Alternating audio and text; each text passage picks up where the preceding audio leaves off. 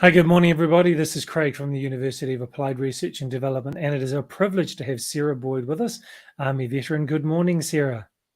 Good morning. Thank you so much for having me on the show today. It is our honor. Why don't you tell us about your motivations for getting into the Army when you first joined? Absolutely. When I was going through high school, I didn't get the grades for a scholarship. I had a learning disability, and it really held me back because the schools, even today, don't have the proper education and the need to get through those obstacles that some of us have in the learning process. So I needed to do something to get a scholarship, and that's when I saw the recruiter as a freshman in high school. And then he said, "Well, you're too young. Come see us in a couple years." So at the age of 17, I joined the Army in what they called the delayed entry program. Officially, I didn't join until after I graduated from high school. I had just turned 18, and 2 months after graduation, I was shipped out to basic training at Fort Jackson, South Carolina. After my basic training, I went on to um, my first MOS, which I chose to be a fuel system supply specialist, because at that time the Army was giving out $40,000 for college if you did 4 years and your choice of your military job. So I took the Wow. ASVAB like any other test. I didn't do very well. And what I didn't realize at my young age of 17 or 16 when I took the test was just how important that test was. Everything in your military career goes around that test. And so I was given three different jobs as a choice in the military. The first one was fuel system supply specialist. The second was truck driver or a cook. So I decided to go with the fuel system supply because even though I was already doing mechanic work, I didn't want to work on the large vehicles that the military had. And as much as I love to cook, I didn't really like getting up that early to have dishes and cook for everyone else. So I decided a fielder was me, and I joined for 4 years for college. And then I decided that I wanted to make it a career and started a career in the military. And then I started my family at the age of 19. You started your family at the age of 19. I did. I met my first husband, who was also in the Army, at our first duty station in Savannah, Georgia, at Hunter Army Airfield. Shortly after our marriage, I became pregnant with our first daughter, who is now 22, just turned 22 this last April 1st. Wow. It was our millennial baby. He was born in 2000. Um, then I decided that, maybe the military wasn't for me. Now I have a family, and my husband was already out, and we decided we were going to be civilians. So we both got out of the military, and then 9/11 happened. About 6 months after I got out, 9/11 happened, and Mm. we both decided to come back in. And it was at that point that I made the military my career. I joined in as an administrative specialist. I took a job working on the general staff at Fort Lewis, working for a 3-star, 2-star, a 1-star, and the top command sergeant major of Fort Lewis post. I did that for quite a few years, and then I got pregnant with my second daughter. And as our family was growing and I decided to make the military my career, I needed to get promoted. And in the Mm. administrative world, in the field, it's just really difficult to do so. So I decided to go back to school. I retook the test. I raised my GT score, and I was able to become any MOS in the military. So Oh, well done. I decided to become a counterintelligence special agent and catch terrorists for a living. And so Wow. that's what I did after completion of my training in Fort Huachuca, Arizona, back in 2006. Wow. So from young high school person who intended to join the military to fuel to intelligence and counterterrorism, that's quite an administration in the middle. That's quite an arc, isn't it? It really is. And what I love to tell young individuals that don't have a real path or journey of what they would like to do as an adult is dream big, because you never know just what you can accomplish. When I Right. was a child, I had no idea that I would ever become a special agent. Watching Agent Mulder and Agent Scully or whatever their names were on that awesome show that I grew up in the 90s, I wanted to be those FBI agents. I wanted to be just like them. And that was a dream I never thought I could accomplish with my grades and the education level that I achieved. But when I went into the military, that's when I really became who I was and was introduced to just what level of education, what level of physical attributes I had was all found in the military. Wow. And some of those experiences that you had that have stayed with you to today, I know that you're a very strong advocate for veterans and supporting them. Why don't you tell us about that transition to civilian life and the cause that you now carry? Absolutely. For me, my transition was a little bit different. I intended to do 20 years in a career in military and then retire from the military and do an additional 20 years in another career. Unfortunately, my dreams became a different reality, where after 10 years on active duty in the army, I became too ill to do any job. And so I was medically retired at the age of 28. So here I am, totally and permanently disabled. I can't work in a military career. I can't work in a civilian career. And I went back to school to re-educate and do a different uh, career path entirely. I went to school to become a massage therapist. I thought that it would be an easy career that I could work around my limitations. But as my physical limitations became a lot more uh, debilitating, I sought out Social Security disability because I knew that there was no other field that I was going to be able to work full time and take care of my family. So I was awarded what they call individual unemployability through the VA. What that is when you're not 100% or you haven't gained that 100% VA disability, but you are totally and permanently disabled, you get what they call individual unemployability and they pay you at the 100% rate. You Hmm. also get all the benefits of a 100% rated disabled veteran. So that's a pretty amazing benefit to be able to get because it's so difficult through the claims process to get that 100%, especially in a case like mine.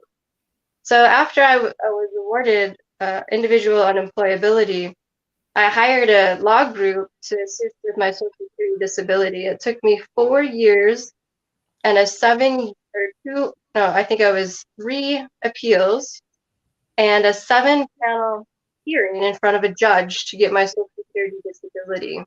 And at that hearing, the judge went on record to say, and I quote, "Do you believe that these medical conditions were caused by the anthrax vaccine?" And I said, "Yes, Your Honor, I do." And she said, "I agree." And she is not the first individual that has gone on record stating that she believes or they believe that my medical conditions have been caused by the adverse events due to the anthrax vaccine ingredient. And that's where it comes to my case. A very complicated case of which no one in our leadership, government, military, or VA, civilian sector are willing to talk about, and that's vaccine injury. Hmm. It's a very timely discussion. Tell us more. Well, in my case, I have what is called chronic multisymptom illness, otherwise known in the VA sector as Gulf War illness. Now, the reason why it's called chronic multisymptom illness is because it's not just affecting those individuals that went to the Gulf or what the VA calls the Southwest area, or excuse me, Asia area of operation. Anyone that has went to Iraq and Afghanistan, of course, has been exposed to those additional environmental exposures of war. But if you didn't go to Iraq or Afghanistan and you were still in the military, we have other toxic exposures that the VA agrees cause chronic multi-symptom illness as well. So in my case, it's the military vaccinations that we receive. If you go to the VA's public health website, they have several different toxic exposures listed, vaccinations being one of those. And they even list all the vaccinations that they believe might have caused this. But what the VA isn't doing is any medical research to determine which vaccines cause these medical conditions and just what vaccine ingredient, and just how many medical conditions that these vaccines have caused. So that's where Operation Truth comes in. The charity, the 501c3 charity that I put together back in 2019 became an official 501c3. So we can now receive charitable donations for the sole purpose of filling in those gaps where our VA and medical community has failed us. We need that critical medical research to determine who's more susceptible to vaccine injury and just what causes vaccine injury. In the research that we now have that was accomplished back in 2011, they determined that there is a condition called autoimmune inflammatory syndrome induced by adjuvants, otherwise known as ASIA. They discovered that this condition is not only caused by the adjuvants in vaccines, but other different exposures as well. So what that is telling us is we need more medical research. We need this critical research to determine genetically who's more susceptible and what these vaccine adjuvant injuries cause. We found a medical research team out of California that can do just that. So all we need is the funding and the support of our communities to do so. So the VA acknowledges, or the military acknowledges, that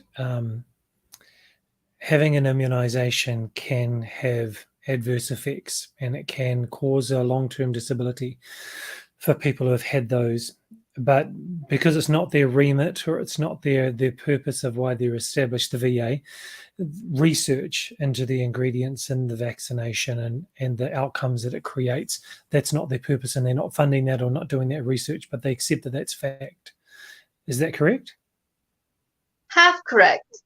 The VA, their purpose is to conduct research, and what they get through Congress, our U.S. Congress, is what is called the Congressional Mandated Grant, just for that purpose, that sole purpose, to get these monies to do this research. They have already been researching other exposures since the early 1990s, to include now the burn pits that are affecting those of the Iraq and Afghanistan era of today. So this Gulf War illness team of individuals that they put together have been working diligently since the early 90s to determine what we already know about chronic multi-symptom illness. What they have failed to do, and what we're hoping to fill in the gaps, is that critical medical research for the vaccine injury portion of what they are already saying causes chronic multi-symptom illness, or one of the exposures that the VA causes this illness. Okay. And go ahead. No, please. Thank you. Carry on.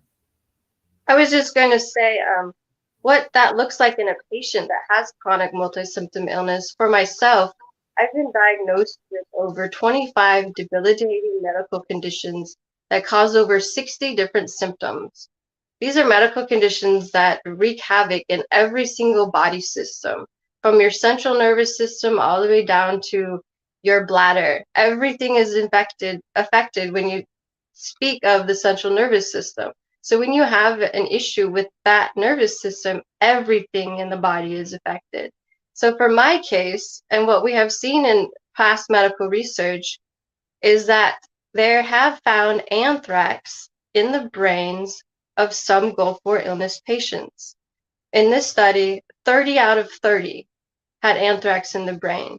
So what this tells us is that something, whether it was the ingredient placed inside the anthrax vaccine, which would lead us to believe why not everyone is affected adversely, but only some of us. If you consider how things get brought into the blood, or through the blood-brain barrier. You're not supposed to be able to access the brain No. unless specific ingredient that attaches to that element and that can bring it into the brain. And so that's my hypothesis why we are seeing anthrax in the brain of these veterans and is causing so much damage. For my example, I've been diagnosed back in 2015 what is called autonomic neuropathy.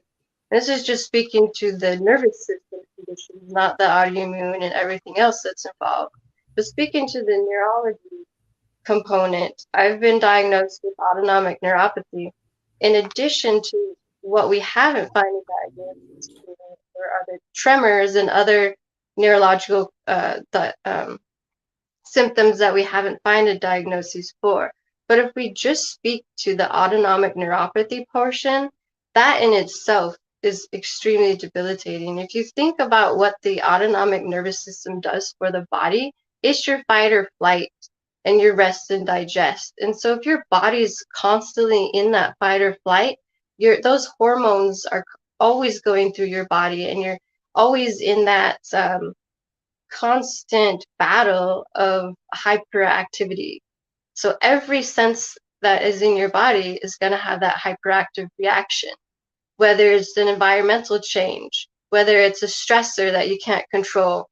It could be as simple as pulling up your pants or walking across the room to have a flare. And the major thing that autonomic neuropathy causes for me is POTS, what is called postural orthostatic tachycardia syndrome. And with that alone has made it where I cannot drive because I will pass out at the wheel without any triggers. And unfortunately, in addition to all of these, I'm allergic to every pharmaceutical intervention that the VA or civilian sector has tried to give me as a result of the autonomic neuropathy and everything that is involved in my case. So if you look at the pattern of behavior that these vaccine injured patients are going through, you can see the havoc that these ingredients are causing. In my case, it started in the lymphatic system. And within the first 2 months of those vaccinations I received in basic training, I had no ankle definition in my legs. They were so swollen, I had fellow service members asking me what was wrong. And so I've been dealing with chronic illness since 1998. Oh, it's a long time. Are there many other veterans who have the 100% disability allowance or pension that you've got, that acknowledgement that you should get 100% of the benefits? Is it a large number of people or is it a small group? I would assume that it is a very large amount, but because of the VA makes it so difficult for us to get our claims processing, it's probably not the numbers where it needs to be. But when we speak of chronic multisymptom illness or Gulf War illness, and we talk about just the first Gulf War alone, we only had a few 100,000 go to that war. But if you talk about the time frame from the early 90s until now, with our current Gulf War situation, we have had millions potentially affected by not only the vaccination exposure, but the exposures of our environmental factors as well. And unfortunately, our military has used other environmental concerns that have exposed us as well. For example, we had contaminated water on our facilities that their family members and our service members had to drink and bathe in and use for their food. And they found that water contamination has caused chronic illness as well. So there's many different factors when it comes to chronic multisymptom illness. And what Operation Truth is trying to focus on is that vaccination portion. And of course, it is the most difficult for any leaders or in the medical community or otherwise make change in the system. Some time ago, I spoke with Jimmy Cave, who is a veteran, and it took him, I think, 20 years to get his his benefits acknowledged and awarded to him. And he learned a lot along the way in terms of the processes, the paperwork, the departments, the different people that he needed to speak to. And he wrote a book, and it has a number of forms and processes that veterans can follow through to make life more simple, because there are so many benefits or opportunities for support that veterans probably don't even know that they're there. So if you don't know what you don't know, you can't pursue them. So if someone's been listening to you speaking, Sara, and they're thinking, wow, I've experienced something like that, or a cluster of different illnesses on a long-term basis, what would be the first thing that they should do? Should it be reaching out to you, or what should they do? They absolutely can reach out to me. I have no problem helping and assisting any veteran or family member that needs help putting together their book to go see their doctor. If you go to operationtruth.net, we have some great resources for that sole purpose of what to bring to your doctor and how to speak to them, specifically making that good communication effective. But most importantly would be to go on the VA's public health website and take a look at what they have listed as chronic multisymptom illness symptoms, the diseases, and on that same website, you can find environmental coordinators. Each VA for every state has an environmental coordinator, and their sole purpose is to assist those that have both war illness or chronic multi-symptom illness. And unfortunately, not all of them are very informed. Even our doctors are very informed. And those individuals that are doing the CMP exams aren't informed. When you consider chronic multi-symptom illness, our VA is only giving those staff members 90 minutes of training. So we as veterans have to have that information on our person digitally in order to bring that to their attention, because a lot of our VA staff aren't aware that chronic multi-symptom illness even exists, let alone what causes it. So start with your environmental coordinator, speak with your primary care provider, bring in those important documents that we have listed on our resources. And then if they still don't listen to you, tell them I need to see somebody that deals with the Gulf War Registry. That's the first registry that you will complete. They will ask a series of different questions. It doesn't matter if you were deployed to the area or not. I went through that Gulf War Registry back in 2015 through the Washington VA. I did not deploy to Iraq or Afghanistan. If you look at the VA's public health website, in their own verbiage, it does not say that you had to have gone to Southwest Asia Theater of Operations. It says Southwest, you had to either serve in that area or have these symptoms by the date that they have listed, which used to be the December 31st of last year. So they then extended the program, but that verbiage is key, and the VA doesn't even know their own information and data that they're putting out, because if that information said and, it would indicate that you would have to have gone to that theater of operation and have those. But since it says or, you don't. And that is key when speaking with your VA personnel and showing them that, yes, I am privy to these benefits. Yes, I do have these symptoms. And yes, I need to go through the Gulf War Registry. Number 2 would be the Risk Center, the War-Related Illness and Support Center. They have 2 or 3 different facilities, the major one being out of Palo Alto, California. Depending on your region of the United States is where you would go. But the War-Related Injury, Illness, and Support Center is a great place where they have been conducting research since the 40s on many different things. And so now they're including Gulf War illness as part of their research. Sara, that's great wisdom for people who maybe don't know what they don't know and what they're able to achieve, getting the support to help them live a more supported life and a more enjoyable life. And Sara, I do want to say thank you for your service, and thank you for signing up again when 9/11 happened. And thank you for the work that you're doing now to support veterans who may be experiencing these kinds of disabilities due to their service, and making sure they get the support that they need and the awareness that you're generating through your operationtruth.net. So thank you for what you're doing. You are appreciated. Thank you so much. I really appreciate being on the show, and any way that I can help my veteran family and their families is what helps me through what I'm going through. So thank you so much for this opportunity. Wonderful. And for those of you watching the recording, whether it's on LinkedIn or YouTube or Twitter or anywhere else the recording may be, we've got the link to operationtruth.net on the screen right now, and it'll be in the show notes as well with the video. So do feel free to reach out to Sara. We look forward to seeing you again on another Veteran Stories.